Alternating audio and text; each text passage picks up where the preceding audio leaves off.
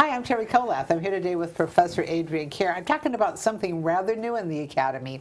Last semester we started what we're calling Lunch and Learn, and it's an opportunity to enjoy a special menu in the Banyan banquet room of the club while listening to Professor Adrian Kerr share some wonderful historical information with us. This time our Lunch and Learn is 30 historical facts we learned that are wrong. This is pretty intriguing, Professor Kerr. Hi, Teri.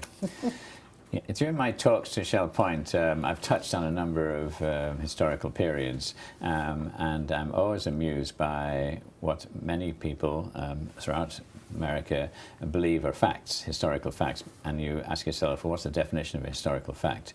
And it gets a bit fuzzy. It's usually something that you either learnt at school and got it wrong, or were told by a clever person and therefore you believed it, or just made it up because it fitted better. And those are the three reasons why we have at least 30 and probably 300, but no time for 300, things that people actually are convinced are historically correct events. And I wanted to try and challenge people during this light-hearted lunch to actually discuss each one in turn and then ask people what they thought about the historical context and then say how upside down that is.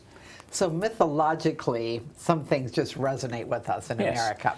Yeah. And as a historian with dual citizenship, only partly American, you've decided to look at some of these things as you've studied history throughout the ages. I haven't picked on America particularly. It's just that a lot of them are glaring, that people, for instance, the Boston Tea Party, you know, which 99% of people in the United States will have a very strongly held view. What caused the Boston Tea Party was an increase in tax on tea.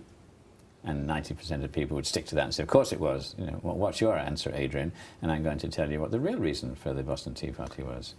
Another one is, on American history, of course, is Paul Revere. No, don't start messing with Paul Revere. Yes, I will. Oh, no. And there are many, many, many more where we just have got it completely wrong because we didn't pay attention in school, or the context doesn't make sense, so we tweak the context, which fits into our understanding better. And it's totally plausible, but it's there are hundreds of millions of people who have got the wrong idea, and it's hard to actually make them change. So this is going to be a light-hearted option. You can change or you can stick with your existing views. Okay, if there's still room, please try to join us for 30 historical facts we learned that Professor Adrian Kerr is going to tell us are wrong. This is on Saturday, June 2nd.